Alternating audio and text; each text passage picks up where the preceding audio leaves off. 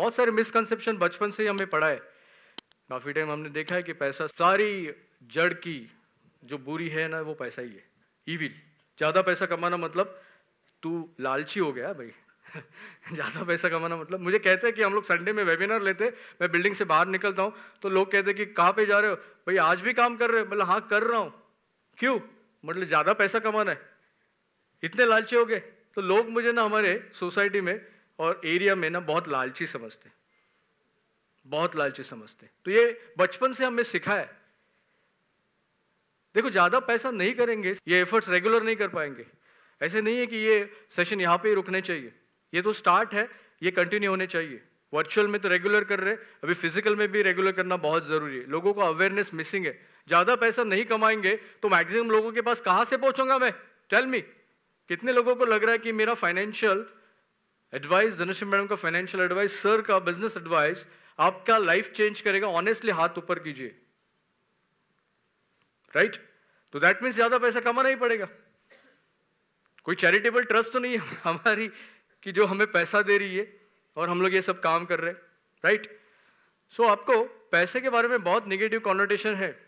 I will tell you, आज मैंने मुंबई में देखा, दिल्ली में देखा है, पुणे में देखा है, लोग बैडली लाइफस्टाइल के ऊपर पैसा स्पेंड करते हैं। 10 लाख रुपए आप बच्चों की स्कूल के लिए, 2 बच्चे आपके 10 लाख, आप उसका फीस भरोगे कॉलेज के लिए, यूनिवर्सिटी के लिए, डिग्रीज के लिए, इंजीनियर के लिए। बट किसी बिजनेस कोच को या फाइनेंशियल कोच को हायर करने के लिए 5 लाख, 2 लाख, वॉट एवर, 10,000, 15,000।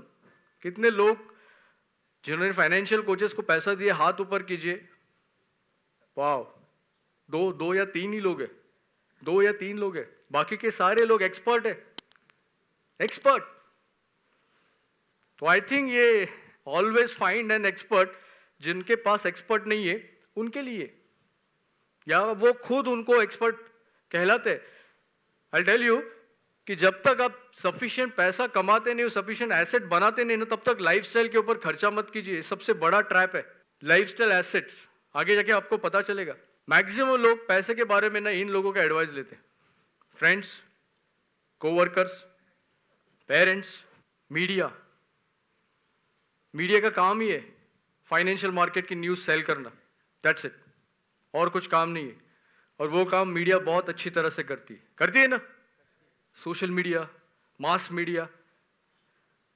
अभी ऑनेस्टली एक चीज़ मुझे बताओ, आप में से कितने लोगों ने मास मीडिया, सोशल मीडिया या गूगल, AI में सर्च करके, रिसर्च करके इन्वेस्ट किया? ऑनेस्टली मैंने किया है, मैं ऑनेस्ट हूँ। कोई नहीं, झूठ बोल रहे हो। मेरे गुरु ने कहा है कि जो झूठ बोलेगा वो नरक में जाएगा। ऐसा आपने मुझे कहा था। तो वापस एक बार पूछ रहा हूं, कितने लोगों ने रिसर्च, खुद के रिसर्च करके इन्वेस्टिंग किया है लाइफ में कभी ना कभी? तो धीरे धीरे हाथ बढ़ रहे, सब सारे सर को डर रहे। राइट? या लिख के ले लो, ये चीज बहुत इंपॉर्टेंट है। देखो, आपको रिच बनना है तो वो ऑटोमेटिकली नहीं बनोगे। Wealth doesn't create automatically, poverty does automatically. गरीबी ऑटोमेटिकली आती है, रईस बनना ऑटोमेटिकली नहीं बन पाएंगे without conscious efforts. Good health doesn't create automatically, disease does automatically. ये ध्यान में रखो। अच्छी हेल्थ ऑटोमेटिकली नहीं आती है, अचीव करनी पड़ती है, काम करना पड़ता है, कॉन्शियसली काम करना पड़ेगा। चैलेंजिंग है, एक बार फिट होना चैलेंज है, उसके बाद और सबसे बड़ा चैलेंज कंटिन्यूसली फिट रहना। राइट? चैलेंज है ना। कितने लोगों के लाइफ में वो चैलेंज नहीं है? कितने लोगों के है? मैक्सिमम लोग है। Reason time. कितने लोगों के टाइम का प्रॉब्लम है? टाइम।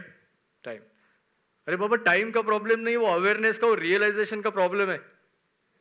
फाइनेंशियल मैनेजमेंट टाइम का प्रॉब्लम नहीं, अवेयरनेस रियलाइजेशन का प्रॉब्लम है।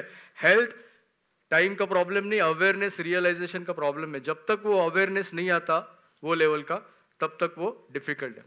लोग स्ट्रगल क्यों करते? पैसा कम पैसा कमाते इसीलिए नहीं स्ट्रगल करते। वो स्ट्रगल इसीलिए करते हैं उनके लाइफ में कि उनका वेल्दी माइंडसेट नहीं रहता towards money, towards wealth. Wealthy mindset नहीं क्रिएट करते, इसीलिए स्ट्रगल करते। फाइनेंशियल मैनेजमेंट का उनके पास प्लान नहीं रहता, इसीलिए स्ट्रगल करते। फाइनेंशियल कोच नहीं रहता, इसीलिए स्ट्रगल करते। एसेट मैनेजमेंट पता नहीं, एसेट के ऊपर कंट्रोल ही नहीं है, कौन से एसेट में इन्वेस्ट करना है, कितना करना है, कंट्रोल ही नहीं है। Do you have any mechanism, equity में कितना पैसा डाल दूं? या थंब रूल क्या कहता है? Thumb rule 100 minus your current age. One person came in my office and he is saying, sir, thumb rule है 100 minus जो एज है वो मुझे इक्विटी में करना है, थंब रूल है। Who is saying? मैंने कहा कि थंब रूल जो कोई भी रूल फॉलो नहीं करते उनके लिए थंब रूल है। 65 सर एज है, उस हिसाब से 100 minus 65 करूँ, 35% इक्विटी में। आज तक पूरी लाइफ में 40-45 साल जॉब किया, 35% कभी इक्विटी में नहीं डाला, और मैं अभी डालूं, सुसाइड मैं करूं या आप कर? Right? That is called financial literacy. लोगों को पता ही नहीं चलता कि कैसे उनके फाइनेंसेस को, तो ये स्किल आपको लर्न करना बहुत जरूरी है। फाइनेंशियल नॉलेज, फाइनेंशियल लिटरेसी को बढ़ाइए। इंडिया में बहुत कम लोग फाइनेंशियल लिटरेसी के ऊपर काम करते हैं, ऑनेस्टली। अनलेस एंड अनटिल आपके एसेट्स के ऊपर आपका कंट्रोल नहीं रहेगा ना, तो आपके एसेट का परफॉर्मेंस जो है ना वो मार्केट के ऊपर रहेगा कंप्लीट। स्टॉक मार्केट परफॉर्म नहीं कर रहा है, रियल एस्टेट परफॉर्म नहीं कर रहा है। सो हर एसेट क्लास का कोई प्रिंसिपल है, कोई लॉज है, वो अंडरस्टैंड कीजिए। जैसे एक मिलेनियर प्रिंसिपल में सिखाता हूं, स्टैग्नेशन। ग्रोथ एसेट क्लास में 2 चीजें आ सकती है, one is stagnation, second volatility. Market का वोलाटिलिटी है ना, अप डाउन, तो ये प्रिंसिपल है, दिस इज द प्रिंसिपल। ये आपको जानना बहुत जरूरी है कि आपने ग्रोथ एसेट्स में इन्वेस्ट क्यों किया है। गाड़ी का स्पीड आप कब बढ़ाओगे? रास्ता खाली है तो बढ़ाओगे 100 के ऊपर, यस, नंबर 1।